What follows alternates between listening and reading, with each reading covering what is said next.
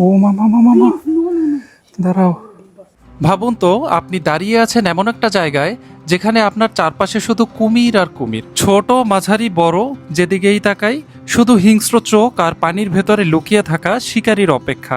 আর বিশ্বাস করুন, এত কাছ থেকে এত সংখ্যক কুমির আমি জীবনে আগে কখনো দেখিনি।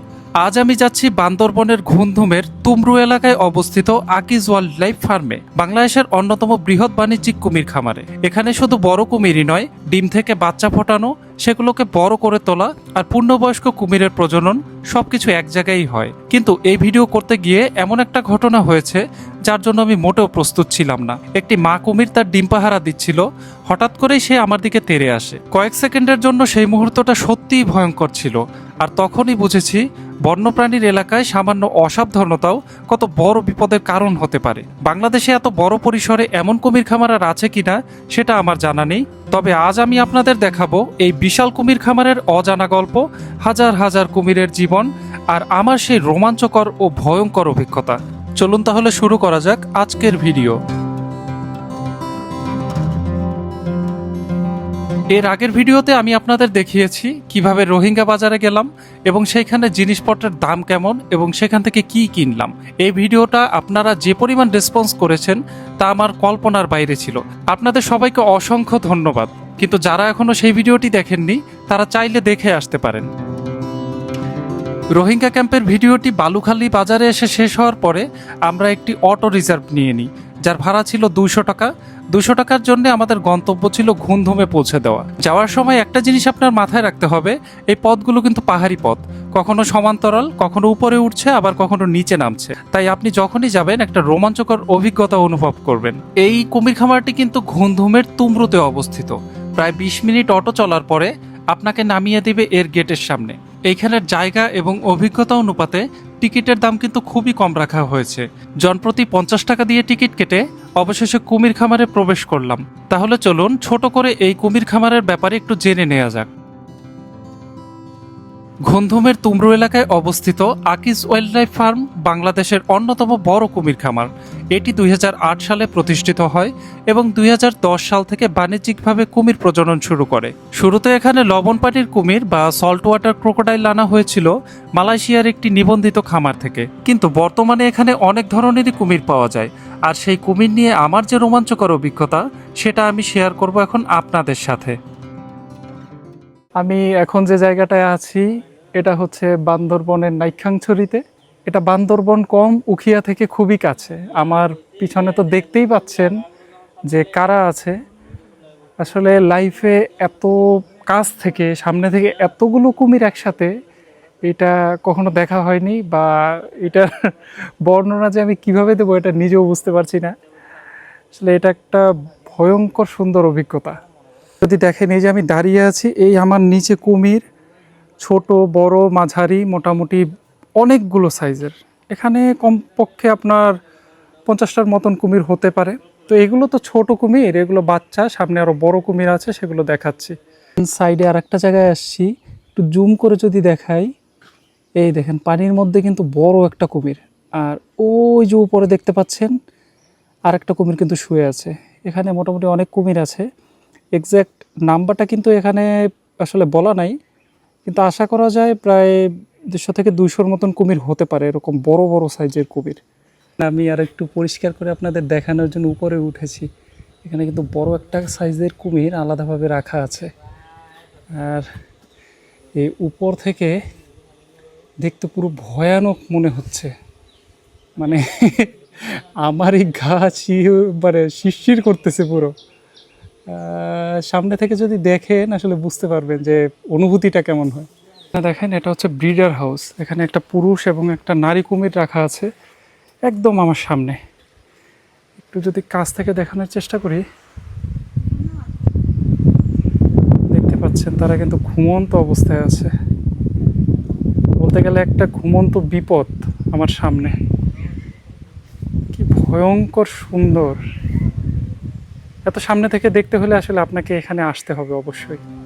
এই কুমির খামারটি পরিচালনা করার জন্য কিন্তু একটা মূল উদ্দেশ্য রয়েছে। তার মধ্যে অন্যতম হলো কুমির সংরক্ষণ, নিয়ন্ত্রিত প্রজনন এবং আন্তর্জাতিক বাজারে বৈধভাবে কুমিরজাত পণ্য রপ্তানি করা। কুমিরের চামড়া দিয়ে উচ্চমানের ব্যাগ, বেল্ট, জুতা তৈরি হয়।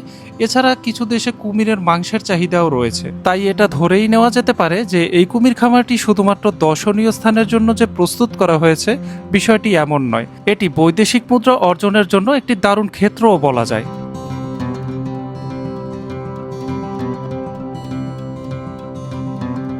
আর এই পিছনে দেখতে পাচ্ছেন আরও কিছু কুমির, এই আমার সোজা একদম নিচে রেস্ট নিচ্ছে। এটা কিন্তু আসলে খুব দারুণ, অসম্ভব সুন্দর। ও মামা মামা মামা, দাঁড়াও।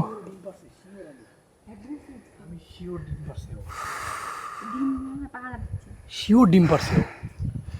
আমার পিছনে যে কুমিরটা দেখতে পাচ্ছেন, ওই যে দেখেন একটা মাটির কিন্তু স্তূপ আছে উঁচা। তো কি হয়েছে জিনিসটা, ওইটা খুব সম্ভবত ডিম পেড়ে ও তা দিয়ে রাখছে। আর আমাকে এখানে দেখে ওদিক থেকে একদম মানে তেড়ে চলে আসছে। তা আমি আর কি খুব বেশি ভয় পেয়ে গেছি। কিন্তু আসলে দেখেন এখনো কিন্তু চোখ খোলা, আমার দিকে তাকানো। তো কি বলবো, আসলে ভয়ানক সুন্দর বা ভয়ঙ্কর সুন্দর যেটাই বলেন, সেটাই কিন্তু এটা। এই কুমির খামার সহ রোহিঙ্গা ক্যাম্প এবং রোহিঙ্গা বাজারের ভিডিও সম্ভবই হতো না যদি না আমার বন্ধু ইমরান আমাকে সহায়তা করত। তাই চলুন তার কাছ থেকেই শুনে নেওয়া যাক এই কুমির খামারের ব্যাপারে। আচ্ছা, আমার কাছে মনে হচ্ছে যে এই কুমির খামারে আবার অনেকবার আসার অভিজ্ঞতা আছে। আমার কাছে মনে হচ্ছে যে এখন ব্রিডিং সিজন দেখে ওনারা এটা লক করে রাখছে।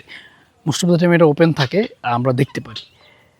তো আমি কয়েকটা সিমটমও দেখলাম আমার টুকটাক আইডিয়াতে, যে আমার কাছে মনে হচ্ছিল যে হয়তো ওরা ডিম পারছে, না হয় পারবে। এই কারণে ওরা অনেক অ্যাগ্রেসিভ দেখলাম।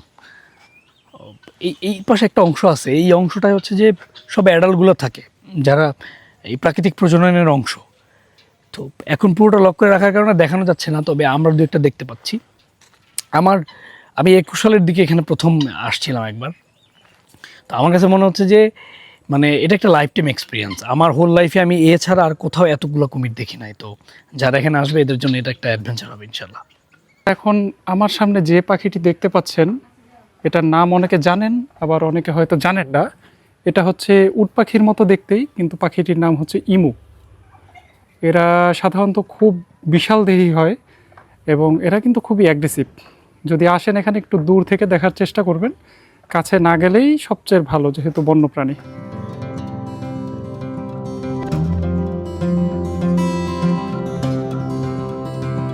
আমি যে জায়গাটার সামনে আছি এটা হচ্ছে একটা ঘুঘুর খামার।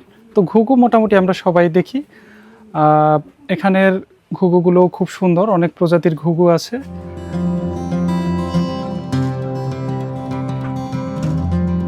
ঘুঘুগুলোকে পাশ কাটিয়ে যখন একটু সামনের দিকেই আগালাম, তখনই দেখতে পেলাম দুটো টার্কি। আর এই টার্কিগুলোকে রাখা হয়েছে এখানে আলাদাভাবে, শুধুমাত্র প্রজননের জন্য। সুতরাং এই কথা বলাই যেতে পারে যে এখানে আসলে আপনি যে শুধুমাত্র কুমির দেখবেন তা না, কুমিরের পাশাপাশি আপনি আরও অনেক ধরনের প্রাণী দেখতে পাবেন। আবারও ফিরে আসা যাক কুমিরের ব্যাপারে। লবণাক্ত পানির কুমির বা সল্ট ওয়াটার ক্রোকোডাইল পৃথিবীর যে কোনো জীবিত প্রাণীর মধ্যে সবচেয়ে বেশি শক্তিশালী কামড় দিতে পারে। গবেষণায় এর কামড়ের শক্তি 16,000 নিউটনের বেশি রেকর্ড করা হয়েছে। পূর্ণবয়স্ক একটি লবণাক্ত পানির কুমির সাধারণত 6 মিটার অথবা 19 ফিটের মতো লম্বা হয়ে থাকে এবং ক্ষেত্র বিশেষে এরা ওজনের দিক থেকে 1000 কেজির বেশিও ওজন হয়ে থাকে। কুমিরের মুখে সাধারণত 60 থেকে 110টি দাঁত হয়ে থাকে। আর সবচেয়ে মজার বিষয় হলো একটি কুমিরের পুরো জীবনকালে বারবার নতুন দাঁত গজাতে থাকে। এইখানে আসলে অজস্র কুমির, আমি গুণে শেষ করতে পারতেছি না। আপনারা তো দেখতেই পাচ্ছেন যে কি পরিমাণ কুমির রয়েছে। ছোট বাচ্চা থেকে শুরু করে একদম ম্যাসিভ, মানে বড় সাইজ পর্যন্ত সব কুমির রয়েছে। আমার মনে হয় চিড়িয়াখানায়ও টোটাল এত কুমির কিন্তু খুঁজে পাওয়া যাবে না, এখানে যে পরিমাণ কুমির আছে। কিছু ওইখানে কিছু কাদার উপরে কুমির দেখিয়েছি, এখানে কিন্তু দেখতে পাচ্ছেন শুকনার উপরে কুমির। এগুলো দেখলে মনে হয় যে না, এগুলো পালিত বা কৃত্রিম আকারে রাখা রয়েছে, কিন্তু ওগুলো দেখলে কিন্তু একটা ওয়াইল্ড লাইফের ফিল পাওয়া যায়।